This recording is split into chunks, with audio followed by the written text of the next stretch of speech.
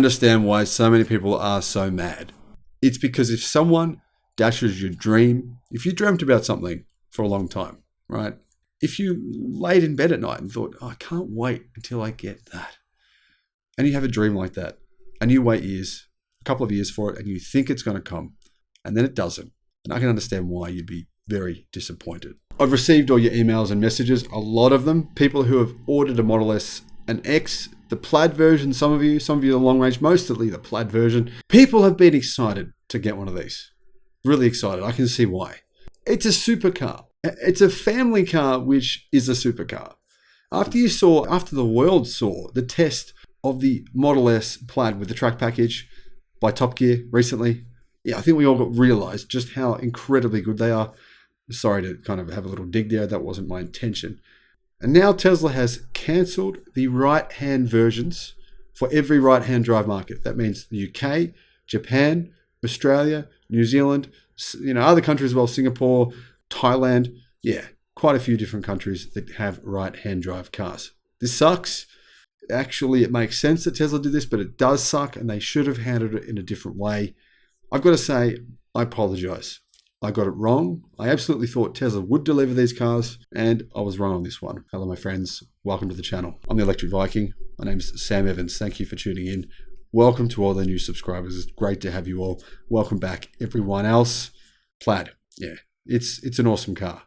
There's no possible way you can make up for the, Tesla is saying we're going to give people who would have been an owner of a Plaid or even a long range, a Model S and a Model X, we're going to give you a $2,000 discount from the price of a Model Y or a Model 3. That's actually not too bad. But the reality here is that you can't really replace those vehicles.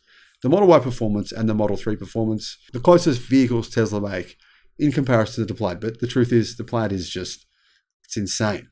I mean, it's mental. It's Plaid. It's one step up from ludicrous, right? If you're wondering what I'm referring to, then obviously it's a reference to the movie Spaceballs, which I'm assuming most of you Tesla fans already knew. So I'm disappointed to see this. Now, the truth is that right-hand drive markets often don't get cars made for left-hand drive markets because right-hand drive markets are a pretty small percentage of the world. Tesla are going to keep selling the left-hand drive version of these cars in the UK, where you can buy left-hand drive cars, and in Japan, but it isn't really the ideal situation. Therefore, probably a lot of people won't go through with those orders, which makes sense. And I think I've been thinking for a while now. Okay, here's my speculation. I'm going to let you in. I hadn't shared this, but I've been thinking for a while since Tesla promoted Tom Zhu, who's now basically the chairman. I think he's in some ways the default CEO of Tesla, who he was in charge of Tesla China, then he just got kind of upgraded a few months ago.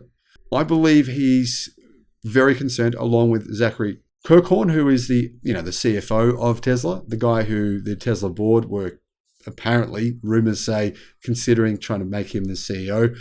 I believe that those two are very focused on cost cutting, minimizing costs, along with Elon Musk as well, and actually making a profit on every car they sell, or at least trying to, and minimizing their losses. Maybe that's the reason for not making these in right-hand drive, cost cutting. Right now, Tesla is obviously having a big drive towards making EVs more efficient, more affordable. Am I justifying their decision here? No, I'm absolutely not. I believe that they should have just mentioned, would have been better if they'd said this a year ago, or longer, really, or just made them. But maybe there's a reason for this. I don't know. Hopefully we find out at some point.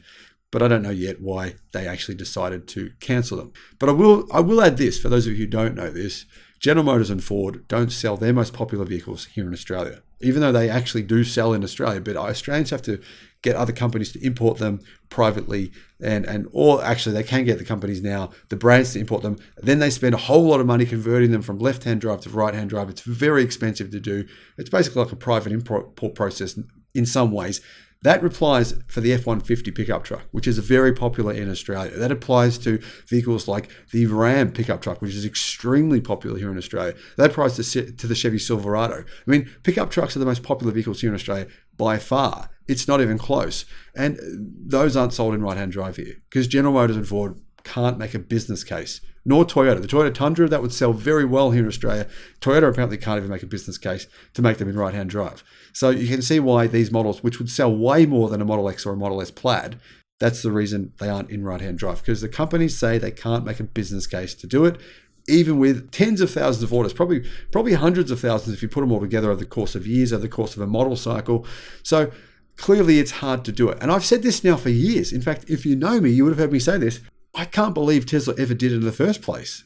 I was shocked when Tesla made the Model S and the Model X years ago in right-hand drive, and the prices were not much different to the US. I couldn't believe it. I was like, how can they make a business case out of this? Well, maybe that's what their thinking is now. I don't know. But either way, it wasn't really a smart move, because owners would have been very excited. People would have been excited. I would have been excited. I didn't have an order in. I had thought about it, but it was outside of my means, especially considering the situation now. As you can imagine, I need every cent I can get. Basically, I actually sold my electric bike. I sold heaps of stuff. I won't get into the details, but yeah, I sold everything I could sell that was of value. I basically sold, including my electric car, to fund the whole situation here in Thailand. And you know why I did that, obviously. So that was necessary. But my point is here, this is a dream car. So it is a little bit like dashing someone's dreams. Because if this is a dream car and you've dreamt about it for 2 years, and then you find this out, then $2,000 for a Model Y Performance or a Model 3 Performance, it's something. It's better than nothing. But it's not going to replace your dream. And that's what's happened. Hopefully Tesla changed this decision. I think they should. Now, do you agree with that? I want to know in the comments, do you think they should reverse this? I don't think this would make a big difference. I mean, even if Tesla just increase the prices a bit, just say, hey, guys, but we can sell them at this price. This would be our cost to sell them. Maybe there's a reason. Maybe Tesla want to devote the resources to other projects. They focus on the Model 2, the Mexican factory, all their other things. I understand that. But still, goodwill goes a long way. Let me know what you think in the comments. Thank you for watching. Bye-bye.